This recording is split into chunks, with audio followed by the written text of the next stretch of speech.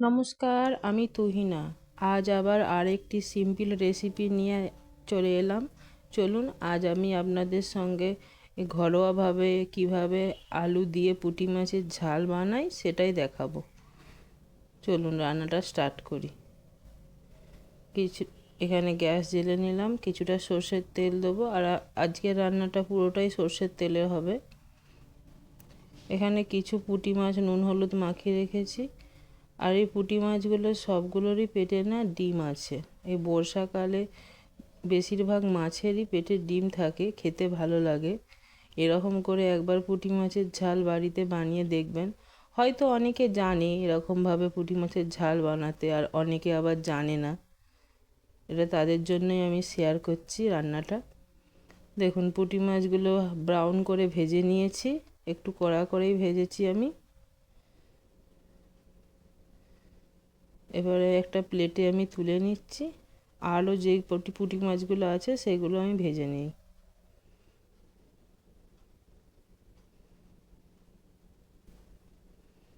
দেখুন আমার মাছ ভাজা কমপ্লিট।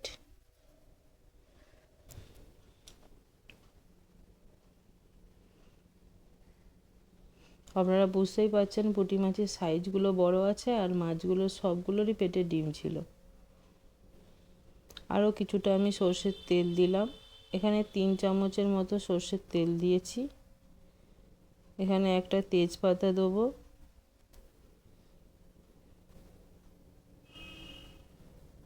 কালো জিরের ফোড়ন দিলাম একটু, 1/2 চামচ কালো জিরে দিয়েছি।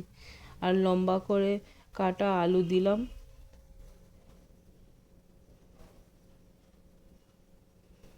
দেখুন আলুটা ভাজা হয়ে গেছে। এরপরে আমি এখানে পেঁয়াজ দেবো। কুচনো পেঁয়াজ দিলাম একটা, দিয়ে আরও আমি 1 মিনিট ঢাকা দিয়ে দিলাম। দেখুন পেঁয়াজও ভাজা হয়ে গেছে। এরপরে আমি টমেটো আর কাঁচা লঙ্কা দেবো। একটা ছোট সাইজের টমেটো আর 3-4টে কাঁচা লঙ্কা আছে সেরা। 1 চামচ আমি লবণ দিয়ে দিলাম, দিয়ে আরও 2 মিনিট আমি ঢাকা দিয়ে রাখবো। দেখুন সব কিছু ভাজা হয়ে গেছে। এরপরে আমি মশলা অ্যাড করব। এখানে আমি 1/2 চামচ দিলাম আদা বাটা। আর এই ঝালেতে আমি রসুন দেব না। এরপরে জিরে গুঁড়ো দিলাম, ধনে গুঁড়ো দেবো। এরপরে দেবো হলুদ গুঁড়ো 1/2 চামচ, সবই 1/2 চামচ করে দিচ্ছি।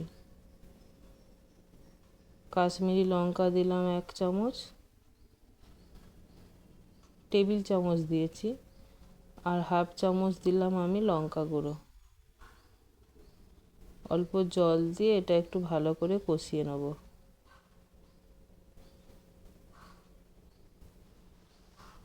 ঢাকা দিয়ে কষিয়ে নেব। দেখুন কষানো হয়ে গেছে।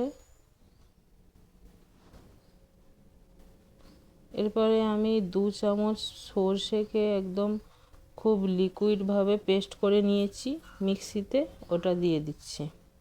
খুব বেশি সরষে এখানে লাগবে না।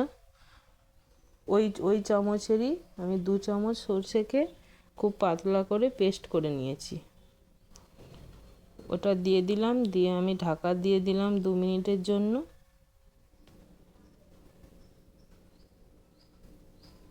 ঢাকা দিয়ে একটু কষিয়ে নিচ্ছি ভালো করে। দেখুন কষানো হয়ে গেছে। এরপরে আমি আরও একটু জল অ্যাড করব। আলু প্রায় সেদ্ধ হয়ে গেছে।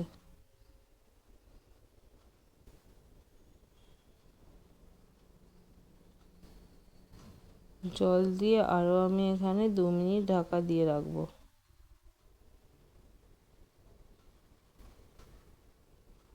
দেখুন আলু সেদ্ধ হয়ে গেছে। এখানে আলুগুলো অল্প অল্প আমি ম্যাশ করে দিলাম। এরপরে পুঁটি মাছগুলো দিয়ে দিচ্ছি।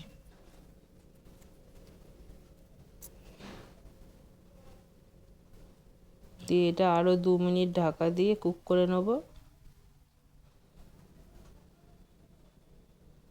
দেখুন ভালোভাবে এটা হয়ে এসছে রান্নাটা। এরপরে আমি অল্প একটু ধনেপাতা কুচি দেবো।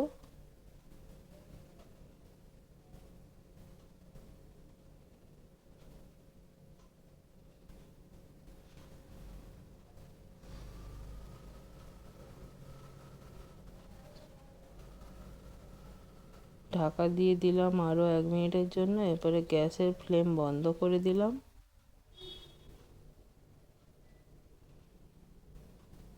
দেখুন রান্না কমপ্লিট হয়ে গেছে। একটা সার্ভিং প্লেটে আমি আপনাদেরকে তুলে দেখাচ্ছি।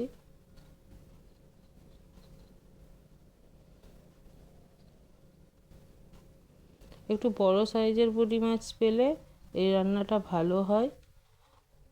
আর আমার ভিডিও যদি আপনাদের ভালো লাগে লাইক কমেন্ট শেয়ার করবেন আর অবশ্যই পেজটাকে ফলো করবেন। রান্নাটা এখানেই শেষ করলাম।